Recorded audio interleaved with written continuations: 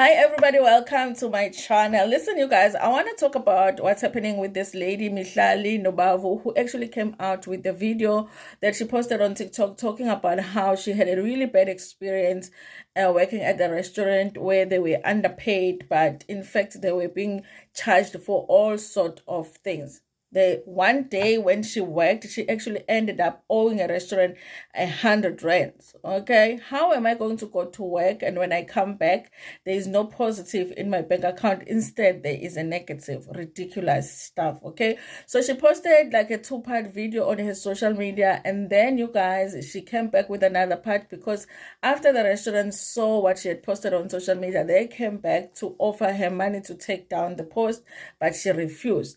The video started going viral on social media, and then our government reacted because the restaurant ended up getting raided, and 4 people got arrested, and one of those people was the owner of the restaurant. He ended up having to pay 10,000 rand as the admission of guilt, and there were also people that were found there who were working at the restaurant illegally. Do you want to guess which country those people were from? Mm-hmm. Yes, that country. Okay. And then people say go to Tina. Oh, South Africans are xenophobic, but nabo abantu beni bayasebenzela kuma restaurant ethu.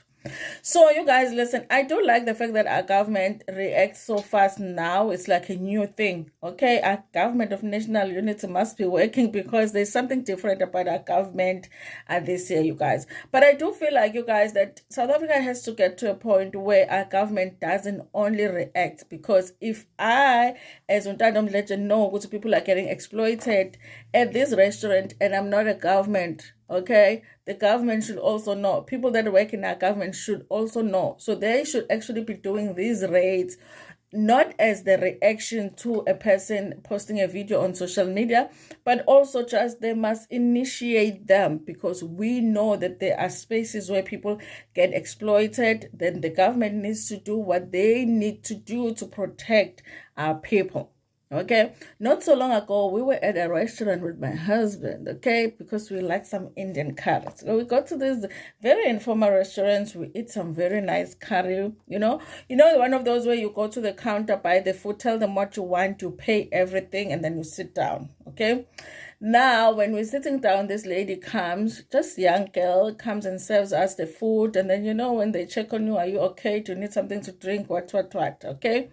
Now, when we're about to leave, we're trying to give her the tip, and she's like, no, yeah, I'm not allowed to take the tip. And I'm like, why?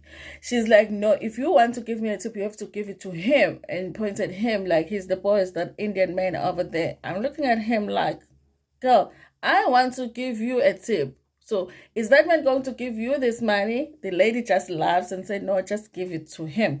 So I'm like, it doesn't look like this man is going to give you this tip. Or if he gives it to you, it's not going to be the full amount that I'm trying to give to you. Because I did not understand. We've already paid you, business owner, for the food that we have ordered. Now we want to pay for her service. Why am I giving my money to you? But then I was like, but if I leave without giving that guy money, then then there are no chances that she's gonna get something, because if I leave it with him, maybe he's gonna give her half and take half, which I'm not happy about, but at least she will get something. But if I don't give him the tip, then it means that 100% for sure she's not gonna get anything, So all of us have seen things like that in restaurants. So obviously we know that those things happen. And I do believe that our government officials know that those things happen. So they need to stop reacting to such things. They can react too, but they also need more. We need them to be the ones that initiate such things, okay? One time, you guys, just fresh out of varsity, when you're fresh out of varsity, you're like, listen, I know I studied this, but even if I get it, just a temporary job somewhere, I would take it while I'm waiting for something that I studied for. So then I get when you're applying for everything in the newspaper, then I get invited to this job interview. I get there and I'm like, this is strange that there are like over 40 people here. because when you go to an interview, at least like at most maybe 5 people that you should see that have been shortlisted with you. So we get there, we get interviews, it's very formal, everything, okay, but they were avoiding talking about the salary, and they were avoiding really like talking about the description on what you are supposed to do at this job, okay. So at the end of the interviews, we are put in a room. Somebody talks to us and say, listen, tomorrow you are going to go and work. You are going to be given the location where you will work. But the only people that should come tomorrow are people that will get messages at the end of the day today, meaning that you passed your interview. So they gave us information, whatever. And I'm like, what kind of a job is this? Okay. Now we go home, and when I get home, I get the SMS. I realized later that actually they send that SMS to everybody. Okay. So I'm already like skeptical the following day, because I was like, I don't know about this thing. So, but I wake up and I go to this location. When I get there, I realize that this is actually one of those promotion jobs. Okay. So I'm trying to ask the lady that was like a supervisor for the group that was sent to that location, to ask her, like, how much are we going to be paid? Because I'm not going to start working without knowing how much I'm going to be paid today. But the lady is like, doesn't want, but she ends up telling us, I think we were like promoting cell phones, if I'm not mistaken. She ends up telling us that no, but it depends how much people buy this the cell phone. Like, if you get a client, you get a certain percentage off. Now, guys, back then, the expensive cell phone was like 1,000 rands, I think. So if you're going to get a percentage of a 1,000 rands, like, how much is that? So I was like, you mean to tell me I'm going to be on my feet whole day? Remember, promotions is not like you're in your space, because you're in, I think we were at in the front of a macro shop or game or something. I'm like, you mean to tell me that I'm going to be standing here whole day? And there are days where I will be standing on my feet all day, and I'm not going to be getting paid because I didn't sell a cell phone. And the lady was like, yeah. I think I stayed for like 2-3 hours, and I was like, no, you really want to go? You don't want to? I was like, no, ma'am, bye.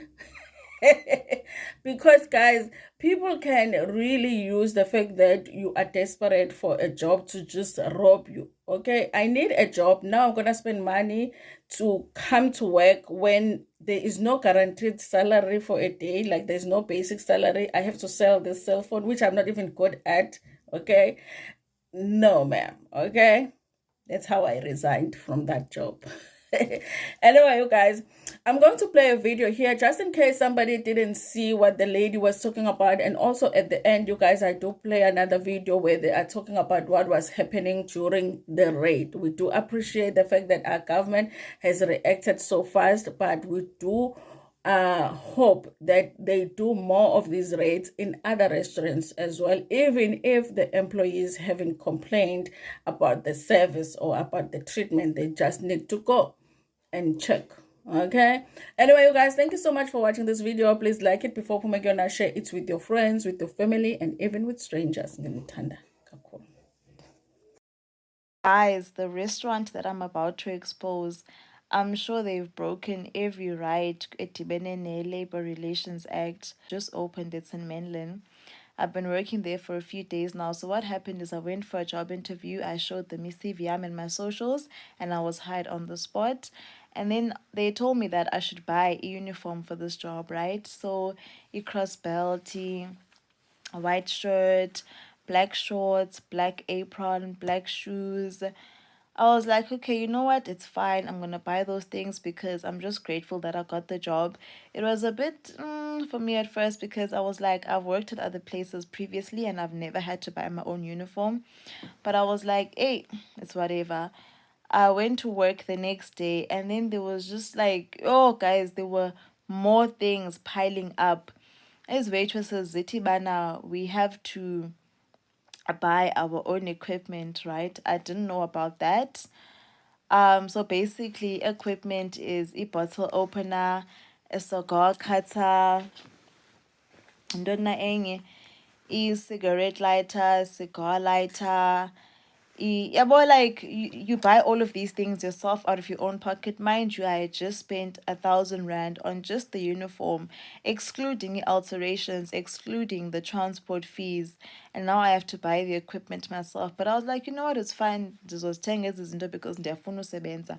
I had all of these things within the second day that I was working there, only to find out that there is no contract, there's nothing that is legally binding between you and the restaurant. You just go there, you work. If you get fired, you get fired because there's no contract, more souls or tin. How are you going to defend yourself? That was the second red flag for me, actually. And then they were like, we don't have a basic salary. As not basic salary, you make imali kwi-tips. This wasn't discussed with me prior. Ndiva ngoku emsebenzini ba you make imali kwi-tips. There's like a mandatory tip of 10% that they bill to the customer. But even that 10% tip, the restaurant takes about, I think it's 20%, 30%. I stand to be corrected. Something about breakage and leverage. I don't know. So, 10%, they still take imali etil. And when you come into work, you have to pay what they call a runner fee, which is 200 Rand. So basically, a runner is someone that assists the waitress. And then you also have to pay your runner at the end of the night. We are losing the cutlery, therefore, everybody is getting fined 200 Rand. How are we losing the cutlery? Who is taking it home? Who is losing it where? Like, siphelele kula restaurant, they search our bags when you go home. Nanku ke upart 2 wam. So ndimbuzo sisiba ndizayifumana phi because ninike 100 Rand my tips for the day. This is how much I made from working from 1 p.m. up until 2 a.m. ndenze 100 Rand. So ndizayifumana phi 200 Rand ye-cutlery fine? They're like, no, like basically mandizame ndibanike because imali yabo I owe them. Guys, when I tell you my tears were here, like I told myself that, you know what, I'm gonna go home because this is cruel. Like, ningolile. So basically, this other manager, she comes to me and then she's like, chinchi hairstyle yakho. And I'm like, she's like, ungabuya apha emsebenzini nale hairstyle. Mind you, work ends at 2 a.m. Then we have to be there at 1 p.m. So where am I gonna find the time to take out these braids and do another hairstyle? Akaniki no reason why Mandy's change, and I know 3 other girls that work with the same hairstyle. So I was so confused, like ingati they were out to get me because I'm new, or maybe they didn't want me there. Because I'm not sure if I mentioned this in the part 1, but even when I came into work today, they were like, Koduka Zopangela, we were demoting you. Just because I was slow on my first day and still trying to learn the ropes. We're demoting you. I'm like, guys, can I please work because ndilapha? I bought the uniform, I paid the transport to come here. Abafuni ivasana. Ngelakha, they let me work, but at what cost? Because I only made 100 Rand because itafile ziyavalwa for abantu babo. Athi benza imali ngathi your hair is not up to their standard, fine. Your nails are not done, fine for yonke into nje. Ingathi we are fueling the restaurant. That's noba ndilibize kakuhle la gama, but ingathi sithi ngoku abaqhuba le restaurant. So since I posted the video izolo, some of the managers at Babel did try to call me, contact me, but I've not been returning their calls or their messages. One of the managers even went as far as DMing me on Instagram, offering to refund me for a uniform as well as the equipment in exchange for me taking down the video. Obviously, I did not respond to them. And it really saddens me because they think this is really just about the money. Yes, I did incur financial loss, but it's more about the principle. I thought that they would admit their wrongdoing and try to better the working conditions of their employees, but I don't think they see themselves in the wrong. They have gone as far as asking or making the employees report my account, report my videos. Now, for those of you who don't know, I'm a student, but I'm also a part-time content creator. So apps like Instagram and TikTok, that's where I make a little bit of extra money. But clearly the name of the restaurant is Babel Restaurant, and really at this point there are questions around how they treat their people, whether they're being exploited or not, and whether or not they have the right documentation. And this is why we find various departments at this point, from the Department of Labor and Employment, we've got immigration here, we've got the Hawks as well. They are currently looking at their documentation that they have have of their staff on my right-hand side already. That's where they are. I want to bring in the DSG, the DG, to speak to us though about this. DG, amongst other things, is a video that we saw on social media that details how workers feel that their rights have been infringed on. Can you tell us what other complaints did you get? Well, so there's a myriad of complaints that we have, particularly regarding the people not necessarily complaining or while complying with labor laws, and which is why the Department of Employment and Labor is here. So we also have received some complaints related to other nefarious activities that are happening in the establishment, which is why we have a joint operation from the Hawks, Employment and Labor, and also Home Affairs to ensure that all the other aspects of law issues that have been reported to us are actually attended to.